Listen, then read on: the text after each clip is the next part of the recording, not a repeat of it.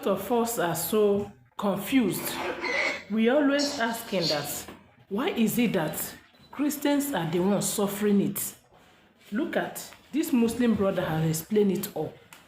He has explained it. He said the reason why Muslims are killing Christians. He said he's in their Quran. I'm going to show you the video. So all this thing did not start today. Don't think it's only in Nigeria is happening. You know, we always put it in the head of a terrorist. He's terrorist. He's herdsmen. It's Boko Haram. Who are the Boko Haram? Who are the herdsmen? It's Muslim we are talking about here. They are the one killing Christians. Of course. Not me talking more. Yes. I am going to show you. Listen. Listen to it. Of course. Of course. A lot of people are saying that they've not seen in the Quran where Allah instructed Muslims to be buying Christians. But is it right? This brother will prove you wrong. He says in the Quran, he even quoted the place where it is in the Quran. In case you know how to read Quran, even if you're a Christian, know how to read Quran, go and glance through it. You see whether what this brother is saying is true or not. Now let us go through. Are you hearing it? Few verses from the Quran. He Quran read. chapter 9, verse Look at 29, it. Says, He said Quran chapter 9 verse 31. Are you getting it? This is where all this thing comes from. Who do not believe in Allah. He read it and he said that place is saying that all those people that do not believe in Allah, that's their God, that you should fight them, make sure you buy them. And they did not see any other verses to read. It's only that place. Quran chapter 9 verse 31, according to them, say all those people that did not believe in their Allah, all those people that did not believe in Muhammad, he said find all of them, bind them. So who are those people? No be Christians. And you people are going around deceiving yourself, say herdsmen, now then they bind Christians. Now terrorists, they bind Christians. Who told you this thing? With the explanation of this brother here, you know that it is all lie. Watch it and hear for yourself. I equally have a video where I'm going to show you. After watching this brother, watch what Sheikh Gumi said concerning this same thing. Like, they are sponsoring these terrorists. And these terrorists we are talking about, they are not bodied but Muslim. They are not Christians. Of course, they are not pagan. They are not Christians. They are Muslim because according to them, they say it's in their Quran. It's in the law. So they are following the law. Of course. But somebody was trying to make us to understand that all this thing is the translation that is bringing this deceit in the Quran. Of course, he said this is not how it was. It is people that interpreted it. They interpreted it wrongly. And now, the Muslim brothers and sisters are following that way, which is not the right way. That is not supposed to be so. But yes, they are following it already. We are Quran tell you that you can marry as many wives you want. After that is as like many wives you marry is what will guarantee you going to heaven. Imagine.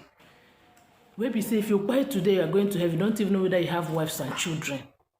My people, watch this video and see this for yourself. Because I have never seen anything like that.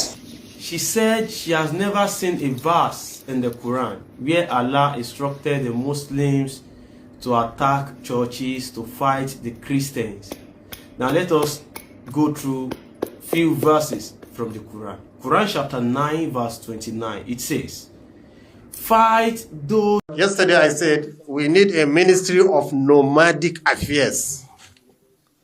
And I saw the news, Gumi saying we need ministry of banditry.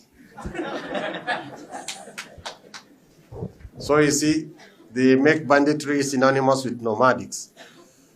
99.9% of nomadics are peace-loving people. It's only 0.1% that is causing all this havoc. And it's not causing this havoc out of just mere mischief. We have pushed them to the wall. Somebody say they are criminals, but I wonder who is not a criminal. When villagers, we hear in the radio, this governor has stolen this, This accountant has stolen this. This delegate has stolen this. What do you expect him to? He will steal too. It's a nation of stealers. So what do? Let's stop stealing and let's teach morality to them. And the best way is to go to them.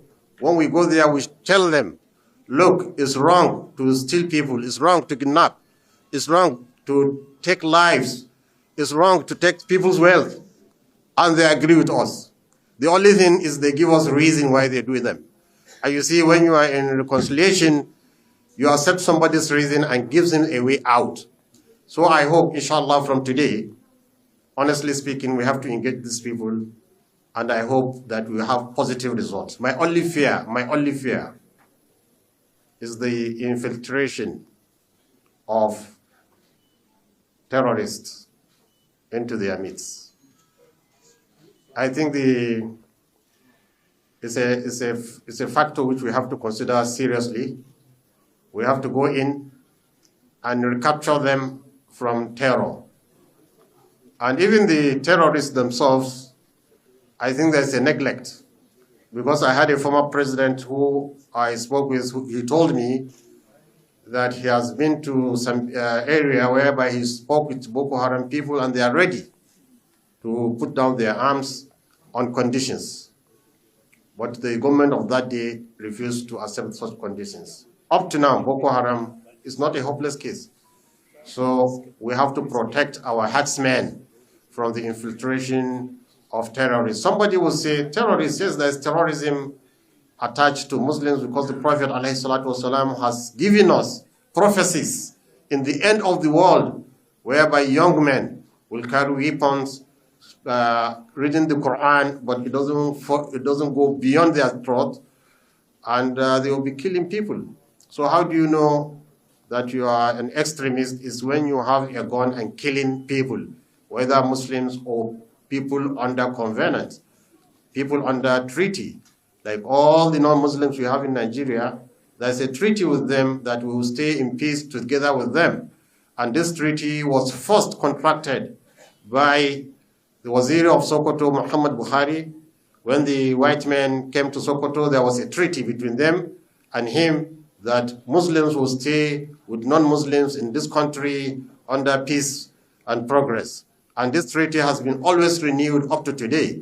When we elect our delegates into the House of Assembly, into the government, we are also re-emphasizing this treaty that we are going to stay in peace and tranquility with other non-Muslims. So no Muslim has the right to injure, to kill any non-Muslim in this country under that treaty.